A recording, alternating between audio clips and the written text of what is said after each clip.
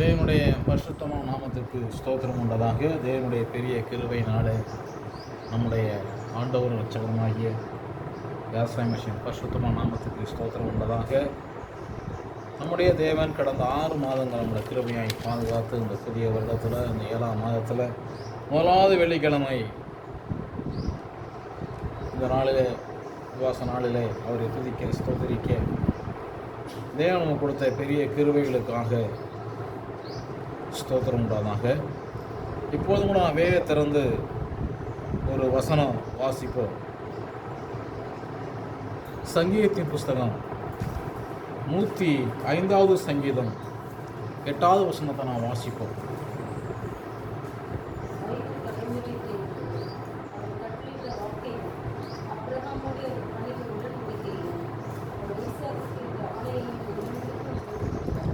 தேவனுடைய பரிசுத்தமான நாமத்துக்கு ஸ்தோத்திரம் உண்டதாக. நம்முடைய தேவன் இஸ்ரவேலின் தேவன். அவர் என்ன சொல்கிறாரு? 1000 தலைமுறைக்கென்றும் அவர் கட்டளையிட்ட வாக்கையும் ஆபிரகாமோடு அவர் பண்ணின உடன்படிக்கையும் அவர் ஈசாக்கிட்ட ஆணையும் என்றென்றைக்கும் நினைத்திருக்கிற தேவனாய் இருக்கிறார். அல்லேலூயா. நம்முடைய தேவன் ஆபிரகாமோடும் ஈசாக்கோடும் செய்த உடன்படிக்கையை நினைக்கிற தேவனாய் இருக்கிறார். மனிதர்கள் மறந்துடுவாங்க அநேக நேரங்களிலே, நாமும் சில நேரங்களிலே மறந்து விடுவோம். ஆனால் நம்முடைய தேவன் உடன்படிக்கையை நினைக்கிற தேவனாய் இருக்கிறார். நம்மளை அவர் மறக்கிற தேவன் அல்ல. நம்மோடு அவர் செய்த உடன்படிக்கையை அவர் என்ன செய்கிறாரு? நினைக்கிற தேவனாய் இருக்கிறார். 10ஆம் வசனத்தை வாசிப்போ.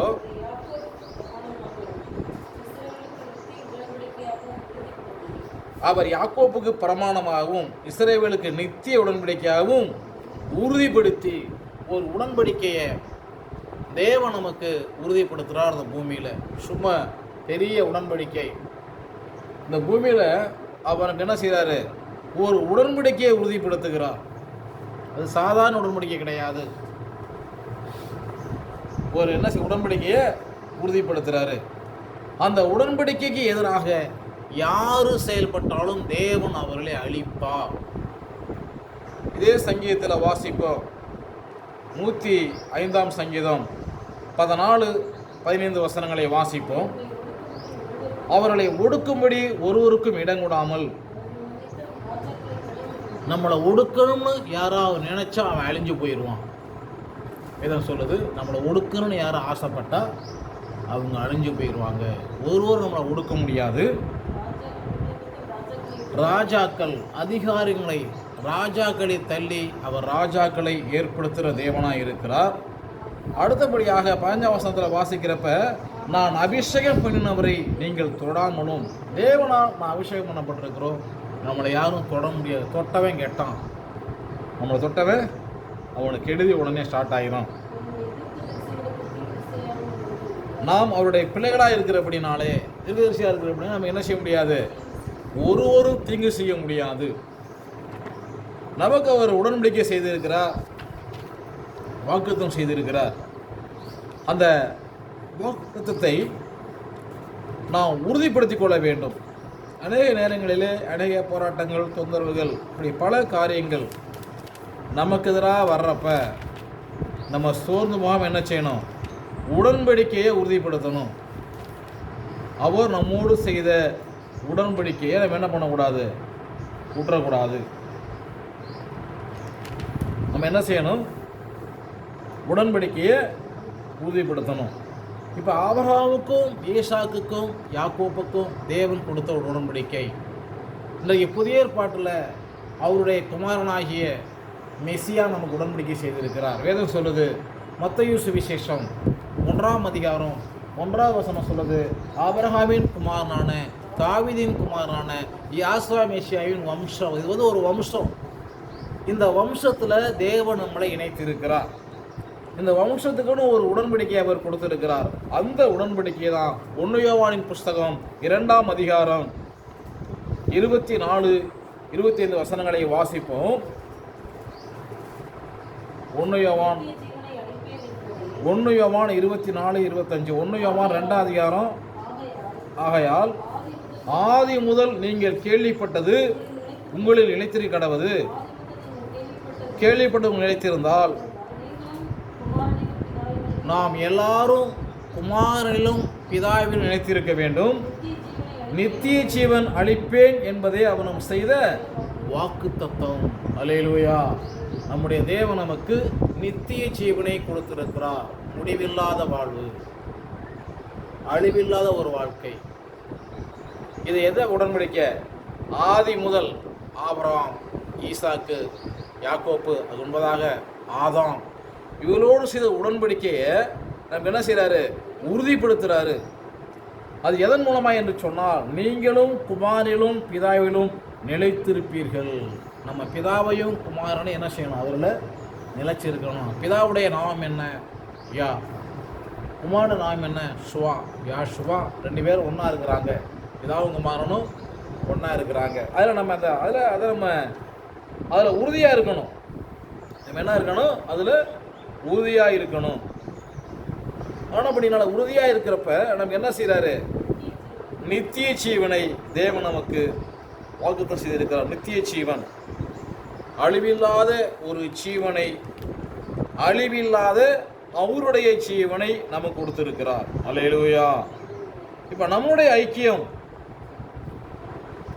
யாரோடு இருக்கணும்னு சொன்னால், வேதம் சொல்லுது, 1 யோவானின் புஸ்தகம் 1ஆம் அதிகாரம் 3ஆம் வசனம் சொல்லுது, நீங்களும் எங்களோடு கூட ஐக்கியமுள்ளலாகும்படி நாங்கள் கண்டும் கேட்டும் இருக்கிறதை உங்களுக்கு அறிவிக்கிறோம்.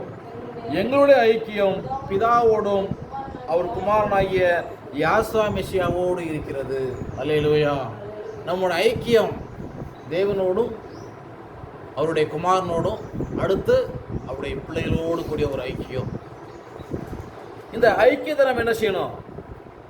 வாழ்க்கையில் முக்கியப்படுத்துகிறப்ப ஒரு பிசாசும் எதிராக நிற்க முடியாது. என்னில் வேதம் சொல்லுது, இருவர் ஒருமனப்பட்டிருந்தால் நீங்கள் கேட்டுக்கொள்வது எதுவோ அது என் பிதாவினால் உங்களுக்கு உண்டாகும். அல்லேலூயா. 2 தேவனுடைய பிள்ளைகள். பெரிய தொழிலதிபர் நேற்று வந்தவர் எப்படி இருந்தால் பார்த்தீங்களா? ரொம்ப மோசமான நிலை. அவங்க போகிறப்பெல்லாம் கூடி ஜோம் பண்ணுவோம்.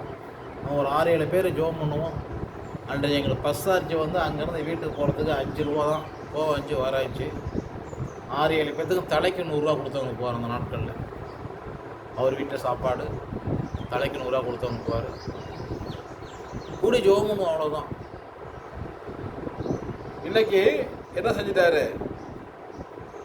அந்த தவறான ஒரு பாஸ்டரோட ஆலோசனை கேட்டு ஒரு இடத்த வாங்கி, அது பக்கத்திலேயே சர்ச்சைக்கு இடத்த வாங்கி, வர்ற ஆவியெல்லாம் இவர் மேலே ஏவி விட்டு அவர் நிலைமை மோசமாகிடுச்சு.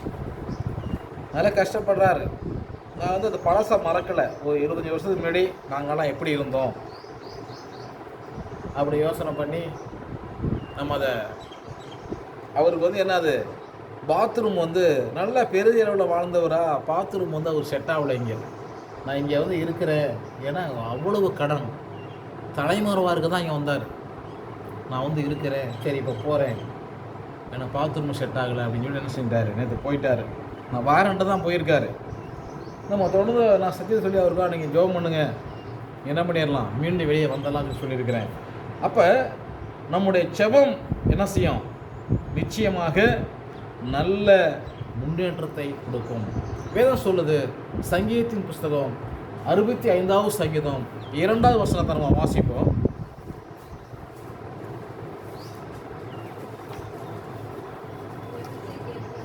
செபத்தை கேட்கிறவரே, மாமிசமான யாவரும் உம்மிடத்தில் வருவார்கள். நாம் செபம் பண்ண மாமிசமான மனிதர்கள் நம்மை நோக்கி வருவாங்க. என்ன பண்ணுவாங்க? நம்மை நோக்கி வருவாங்க. வேதம் சொல்லுது, யோவான் சுவிசேஷம் 10ஆம் அதிகாரம் 1ஆம் வசனத்தை வாசிப்போம். மெய்யாகவே மெய்யாகவே நான் உங்களுக்கு சொல்லுகிறேன், ஆட்டு தொழுவத்திற்குள் வாசல் வழியாய் பிரவேசியாமல் வேறு வழியாய் ஏறுகிறவன் கள்ளனும் கொள்ளைக்காரனுமாய் இருக்கிறான். மெசியா சொன்னார், நானே வாசல், நானே வழி, நானே சத்தியம், நானே ஜீவன் சொல்லிட்டார். ஆக என்னோட வாசல் வந்து நமக்கு யார்? குமாரன் தான். குமாரன் மூலமாய் நாம் பிதாவினிடத்திலே சேரும் சாக்கியத்தை பெற்றிருக்கிறோம். அல்லேலூயா. குமாரன் மூலமாக என்ன செய்ய முடியும்? நம்ம போய் குமாரன் மூலமாக குமாரனுடைய இரத்தத்தினாலே நாம் கழுவப்பட்டு என்ன செய்ய முடியும்? ஜோதிகளின் பிதாவை தரிசிக்க முடியும். எங்க? குமாரனுடைய இரத்தத்தினாலே கழுவப்பட்டு நேரடியாக பிதாவை தரிசிக்க முடியாது. அவங்க 2 பேர் ஒன்றாக இருக்கிறது பெரிய காரியம், ஒரு பெரிய விஷயம் அது. அப்போ நேரடியாக யாரும் பரலோகத்துக்கு போக முடியாது. யார் மூலமாக தான் போக முடியும்? குமாரன் மூலமாக தான் போக முடியும். ஏனெனில் குமாரனுடைய ரத்தம் பூமியில் சிந்தப்பட்டிருக்குது. சங்கீதத்தின் புஸ்தகம் 85வது சங்கீதம் 9ஆம் வருஷம் வாசிப்போம். சங்கீதம் 85:9 நம்முடைய தேசத்தில் மகிமை வாசமாய் இருக்கும்படி அவருடைய ரட்சிப்பு அவர்களுக்கு பயந்தவர்களுக்கு சமீபமாக. நாம் தேவனுக்கு பயப்படணும், ரட்சிப்பு நமக்கு சமீபம்.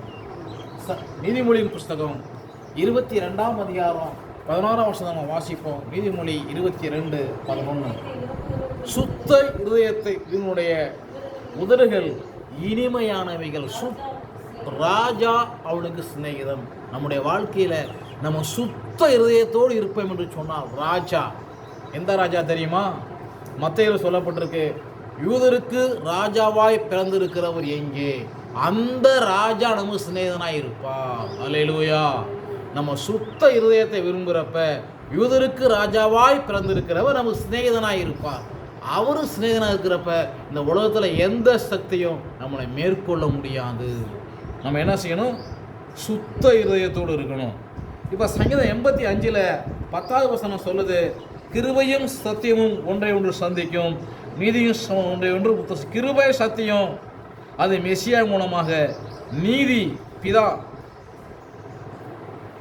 16ஆம் வசனம் சத்தியம் பூமியிலிருந்து முளைக்கும், பூமியில் ரத்தம் சிந்தப்பட்டிருக்கு, நீதி வானதும் பார்க்கும். அப்போ நன்றாக கவனியுங்கள்.